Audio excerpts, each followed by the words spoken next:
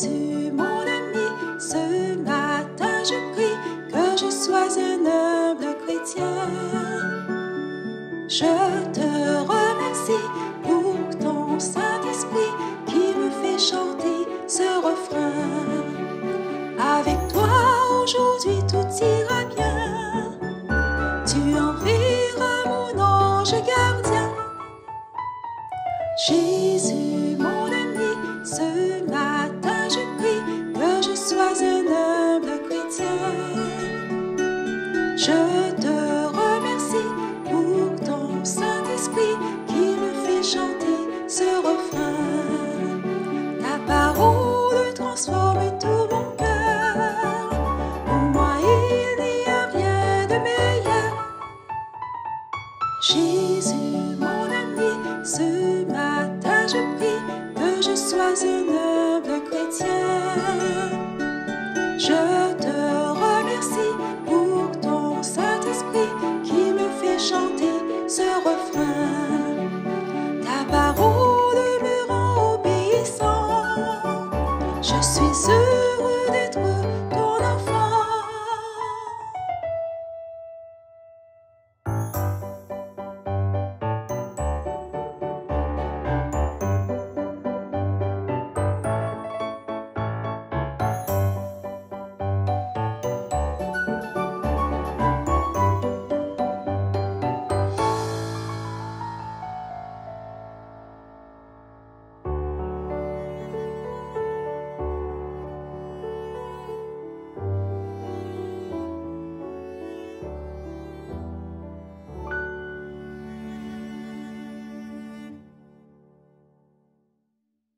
Bonjour les enfants, bon sabbat. Vous est-il déjà arrivé les enfants d'être dans une situation très difficile, très compliquée, au point que, au lieu de vous laisser envahir par les émotions, eh bien vous gardiez le silence? Nous avons un modèle parfait d'humilité et de maîtrise de soi dans la Bible, qui est Jésus. Soyez bien attentifs à cette histoire, les enfants, car Jésus, maintenant, nous montre le plus beau des exemples.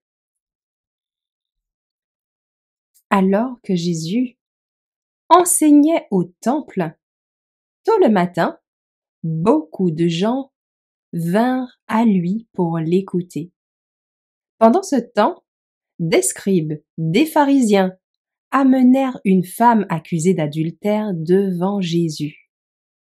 Ils lui demandèrent « Maître, Moïse nous a commandé de lapider une femme comme celle-ci.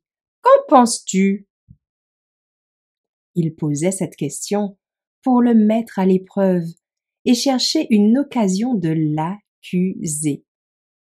Mais Jésus, sans se soucier de leurs paroles, se pencha et commença à écrire avec son doigt sur le sol.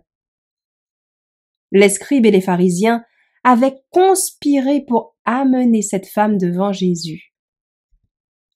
Pensant trouver une raison de l'accuser et de le condamner. S'ils l'absolvaient, ils l'accuseraient de ne pas respecter la loi de Moïse et essayeraient de condamner Jésus pour cela.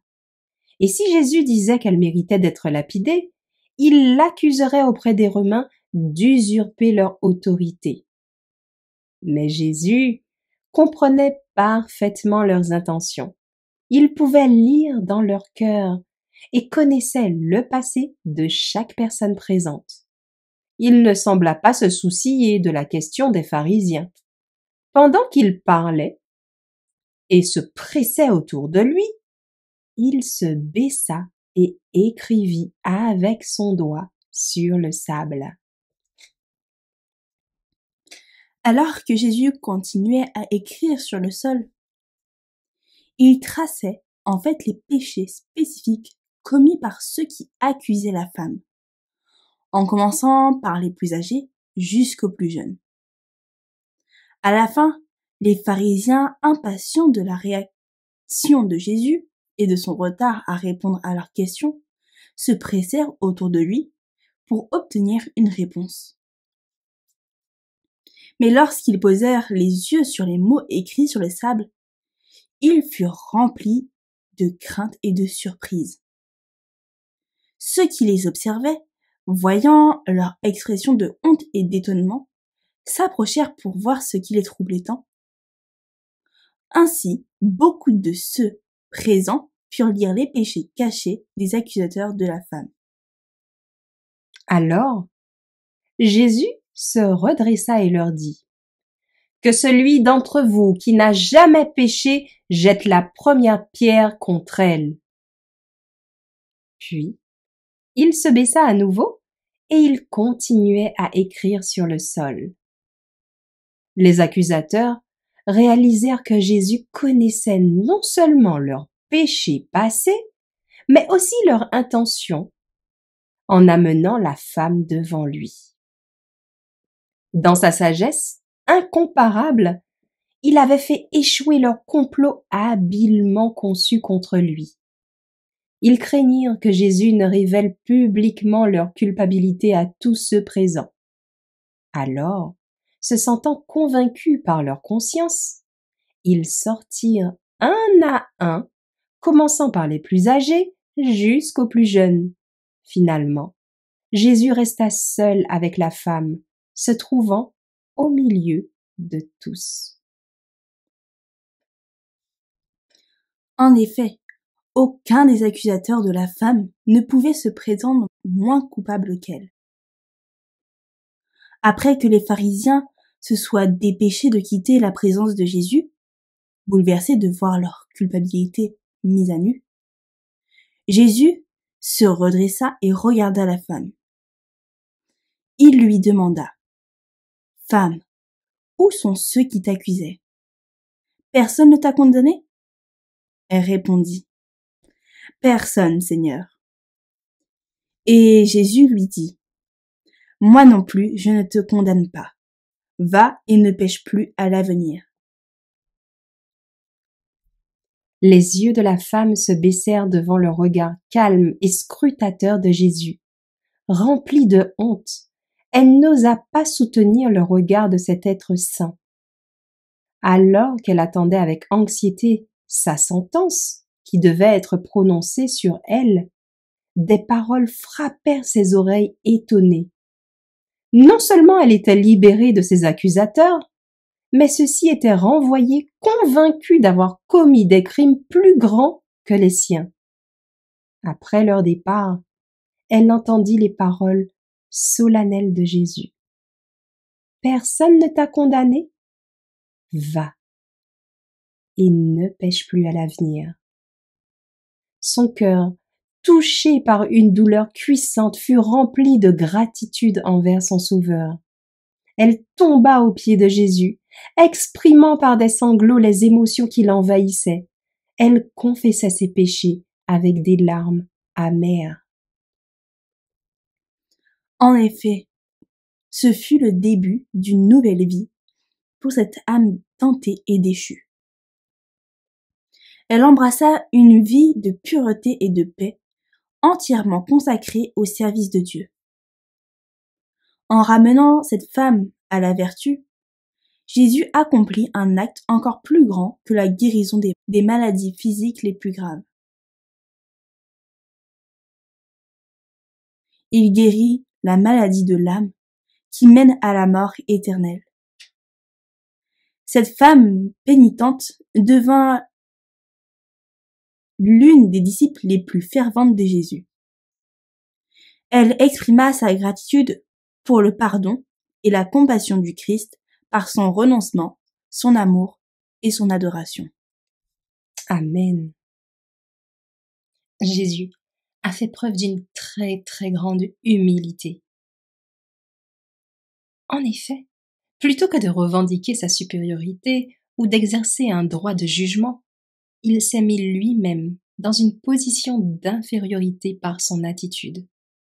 Tout d'abord, en s'abstenant de tout commentaire face aux accusateurs, il a préféré le silence à la réplique, montrant ainsi qu'il ne cherchait pas à affirmer sa propre autorité. Ensuite, il écrivait sur le sol. Au lieu de répondre directement, il s'est placé dans une posture effacée, recueillie, loin d'un esprit de domination. Et enfin, surtout, en rappelant à chacun sa propre condition de pécheur devant Dieu, il s'est lui-même dépossédé de tout sentiment de supériorité, mettant tous sur un pied d'égalité face à la miséricorde de Dieu. Une très grande humilité a été manifestée par notre Sauveur. C'est notre exemple, un exemple parfait. C'est une merveilleuse histoire qui nous manifeste combien Jésus était sage et combien il nous faut apprendre, tout comme lui, à nous maîtriser en toutes circonstances, même face à des complots et des pièges contre nous-mêmes. Et combien le silence et peu de paroles valent de l'or. La Bible nous dit en Proverbes chapitre 10, le verset 19, « Où il y a beaucoup de paroles, il ne manque pas d'y avoir du péché, mais celui qui retient ses lèvres est prudent. » Retenons ce verset à mémoriser et répétons-le ensemble les enfants. Où il y a beaucoup de paroles, il ne manque pas d'y avoir du péché, mais celui qui retient ses lèvres est prudent. Amen. Prions ensemble. Père éternel, nous nous tournons vers toi, reconnaissant ta sagesse,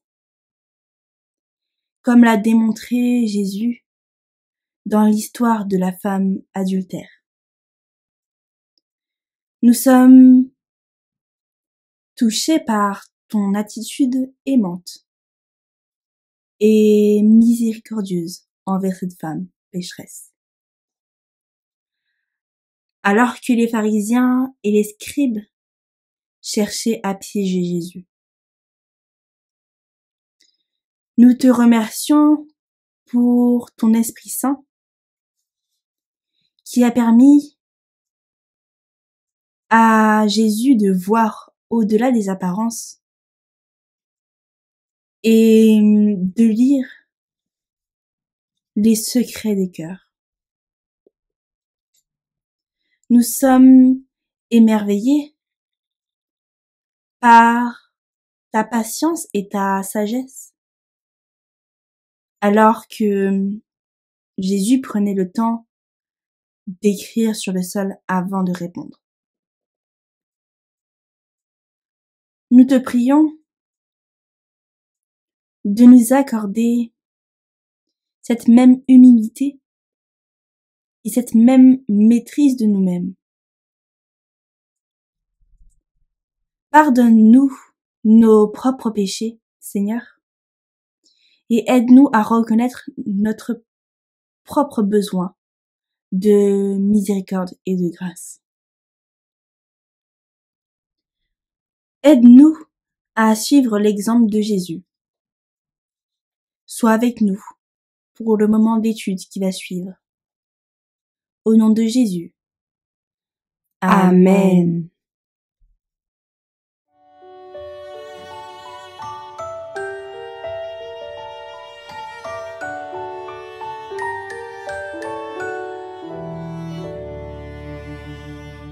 Jésus, mon ami, ce matin je prie que je sois un humble chrétien. Je te remercie pour ton Saint-Esprit qui me fait chanter ce refrain. Avec toi aujourd'hui tout ira bien. Tu en feras mon ange gardien. Jésus, mon ami, ce matin je prie que je sois un humble chrétien. Je te remercie pour ton Saint-Esprit qui me fait chanter ce refrain. Ta parole transforme tout mon cœur. Pour moi